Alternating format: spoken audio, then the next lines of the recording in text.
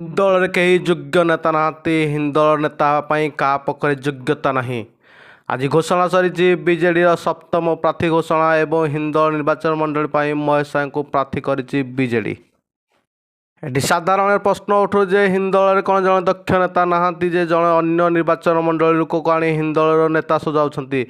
ବିଜେଡିର କାହିଁକି ସୀମାକୁ ଟିକେଟ୍ ଦେଲା ନାହିଁ? ସୀମାଙ୍କ ଉପରେ କ'ଣ ଭରସା ପାଇଲା ନାହିଁ? ନା ଆଉ କ'ଣ ଭିତରେ ଡିଲ୍ ହୋଇଛି? ଆସନ୍ତୁ ଜାଣିବା ଏହି ରିପୋର୍ଟରେ। ଦୀର୍ଘ ଦିନର ଦ୍ୱନ୍ଦ୍ୱ ସରିଲା ଶେଷରେ ମହେଶ ସାହୁଙ୍କୁ ହିଁ ହିନ୍ଦଳ ପରି ଏକ ସଂରକ୍ଷିତ ଆସନ ପାଇଁ ପ୍ରାର୍ଥୀ ଘୋଷଣା କଲା ବିଜେଡି। ତେବେ ସୀମା କାହିଁକି ନୁହେଁ? ସୀମା କ'ଣ ଦୁଇଥର ନିର୍ବାଚିତ ହୋଇଥିଲେ, ଏଥର ମଧ୍ୟ ସହଜରେ ନିର୍ବାଚିତ ହୋଇପାରିଥାନ୍ତେ। ତେବେ କ'ଣ ସୀମାକୁ ଟିକେଟ୍ ଦଳ ଦେଲା ନାହିଁ, ତାହା ସାଧାରଣରେ ପ୍ରଶ୍ନ ଉଠୁଛି।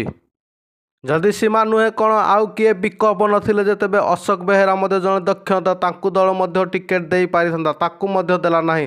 ସବୁଠାରୁ ଚର୍ଚ୍ଚାରେ ଆଗରେ ରହିଥିବା ନମିତା ନାୟକଙ୍କୁ ମଧ୍ୟ ଦଳ ଟିକେଟ୍ ଦେଲା ନାହିଁ। ନମିତା ମଧ୍ୟ ଜଣେ ଦକ୍ଷ ନେତ୍ରୀ ଏବଂ ସେ ମଧ୍ୟ ଟିକେଟ୍ ପାଇବାକୁ ସହଜରେ ବିଜୟ ଲାଭ କରିଥାନ୍ତେ ବୋଲି ଦଳ ତାକୁ କାହିଁକି ଅଣଦେଖା କଲା, ତାହା ମଧ୍ୟ ପ୍ରଶ୍ନର ସୃଷ୍ଟି କରୁଛି। ତେବେ ମହେଶ କାହିଁକି, ଏମାନେ କାହିଁକି ନୁହେଁ?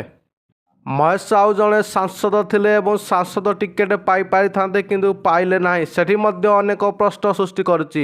ତେବେ ବିଜେଡିର ଏ ନିଷ୍ପତ୍ତି ତାଙ୍କୁ ଭାରି ପଡ଼ିବ, ତାହା ସମୟ କହିବ।